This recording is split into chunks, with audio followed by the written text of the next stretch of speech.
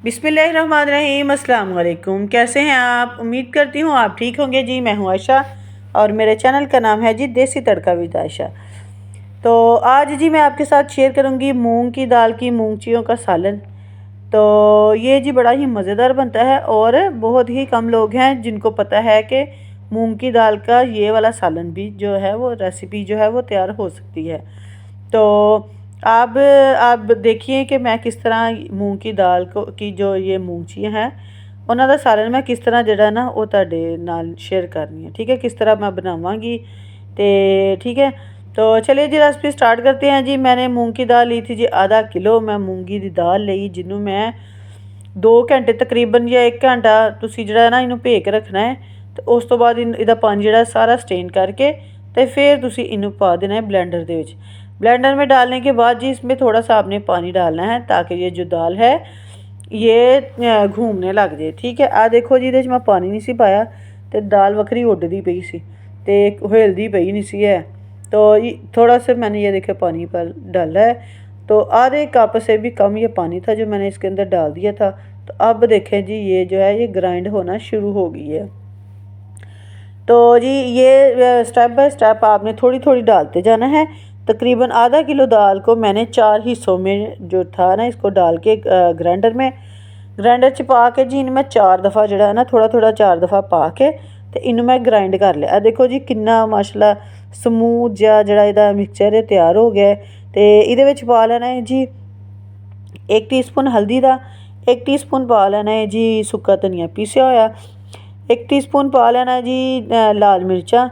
अगर आपको कम लगें तो आप चेक करके दोबारा डाल सकते हैं। ठीक है, तो ये छोटा सा मेरे पास प्याज था, मीडियम से छोटा प्याज सी वो मैं भी चॉप करके वो भी ये पा दिता है। ठीक है, तो उस तो बाद ये पा देना है जी मैं नमक पा के जी मैं पा देना है हाफ़ टी स्पून डालना है। ठीक है, 1 टीस्पून छोटा होता है ना उससे भी आधा आपने डालना है बेकिंग सोडा, वो आपने डालना है इसके अंदर। और आपने इसको तुसी इनू इन्ना घुमाना है कि यह जी दाल है ना ये थोड़ी जी ज़्यादा हो जाए और ये बबल्स बनने शुरू हो जाने हैं। ठीक है, ये देखिए जी मैंने इसको घुमाया है दाल को, बड़ा मैंने घुमा के जी इनू मैं थोड़ा जहा फुला लेना है। जिस तरह केक जो है उसका मिक्सचर जो है वो फूल जाता है ना इसी तरह इसका भी फूल जाता है। तकरीबन 6 से 7 मिनट आपने बस इसी तरह इसको घुमाना है। ठीक है, तो ताकि थोड़ा जहा ना फ्लफी जहा हो जाए तो फिर ये ना जड़े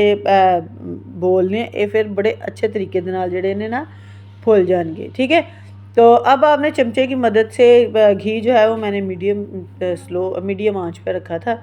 तो आपने भी इसी तरह करना है कि इसकी जो आंच है ये फ्लेम है वो बिल्कुल आपने मीडियम रखना है ताकि ये अंदर तक पक जाए, क्योंकि दाल जो है वो कच्ची है तो अंदर तक ये ना पक जाए। और इसी तरह का कलर आपने जी मूंगचियाँ ਇਹੋ ਜਿਹੀ रंग लिया, इस तो ज़्यादा ना कर दो क्योंकि फिर ये कड़वियाँ लगनियाँ शुरू हो जाएंगी। ठीक है, चलिए जी मेरिया तो हो गई ने सारियाँ फुल्कियाँ तैयार।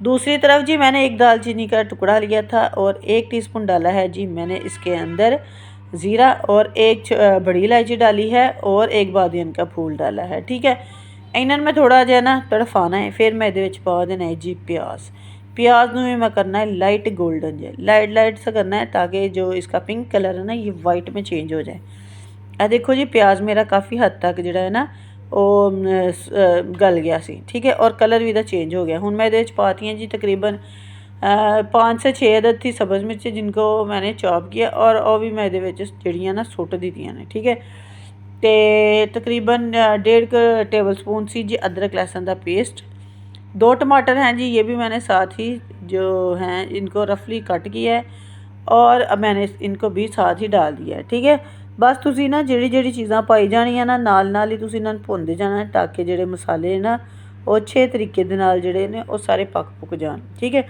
अदरक लहसुन का पेस्ट भी मैंने डाल दिया था इसके अंदर, लेकिन वहाँ से जो वीडियो ना मेरी वो थोड़ी स्किप हो गई है। ठीक है, तो चलिए जी आप डाल लीजिएगा। और अब देखें जी मैंने ये डाला है 1 टीस्पून जी मैंने इसके अंदर डाल दिया है हल्दी का, 1 टेबल स्पून भर के डाला है, 1 टेबल स्पून है सूखी। ठीक, तो आपने ना मसाले जो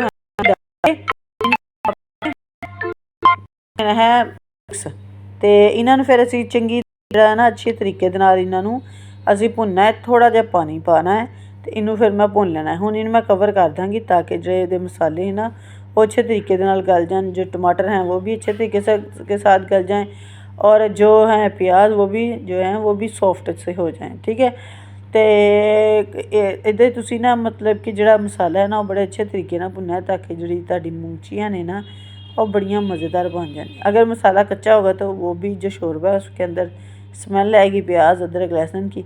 तो आपने जो मसाला है वो अच्छे से भून लेना ताकि जो जितने भी इंग्रेडिएंट्स आपने डालने हैं वो सारे जड़े वो पक पुक जान। ठीक है, इन्हों उदों तक पकाना है जो तक इदा घी जड़ा है वो लैदा ना हो जाए। ठीक है, तो अब जी मैंने इसको भून लिया था। अब मैंने इसके अंदर पानी डाल दिया है तकरीबन 2 लीटर।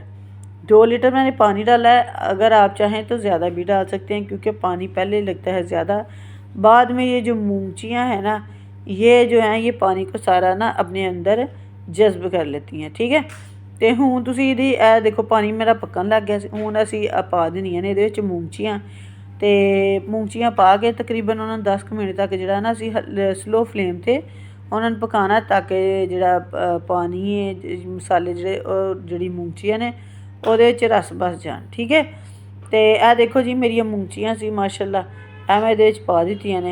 तो ਹੁਣ ਅਸੀਂ ਇਹਨਾਂ ਨੂੰ ਹਿਲਾ ਕੇ दा फ्लेम कर देना, सॉरी ढक्कन कर देना।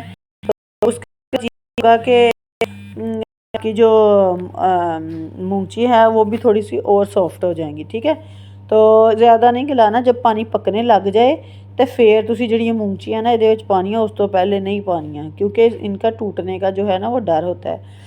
तो चलिए जी जिन्हें मेरे जिन्नी देर तक मूंगचियाँ साड़ियाँ पकदियाँ पईयां ने उस तो पहले जिन्हें मेरे चैनल को सब्सक्राइब नहीं किया वो मेरे चैनल को सब्सक्राइब कर दे, बेल आइकन को दबा दे ताकि मेरी हर आने वाली वीडियो का नोटिफिकेशन तुहानू जल्दी मिल जाए, फ्री देखने को मिले। ठीक है जी, तो अब जी मैंने देखा जी पानी मेरा काफ़ी हद तक कम हो गया था। अब आ गई है जी कसूरी मेथी की वारी, तो नाल आ गई है जी गर्म मसाले की वारी। वो भी मैं एक टीस्पून जी कसूरी मेथी थी और तकरीबन 1.5 टीस्पून सी और गर्म मसाला जो 1 टीस्पून से मैं विच पा के जी थोड़ा जिहा मैं पकाया। मैं जो मसाले ने वो ज़रा थोड़े जे ना पक जान। ठीक है, धीमी सी आंच पे मैंने इनको पकाया है। ठीक है, तो हुण जी देखो जी मेरी मूंगचियाँ तैयार हो गई ने।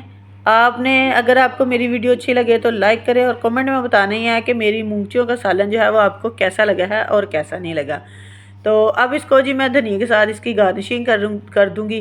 तो चलिए जी खुद भी बनाएं और अपनों का ख्याल रखें। तो आपको मिलती हूँ जी मैं अगली नेक्स्ट वीडियो में। ओके जी, अल्लाह हाफिज़।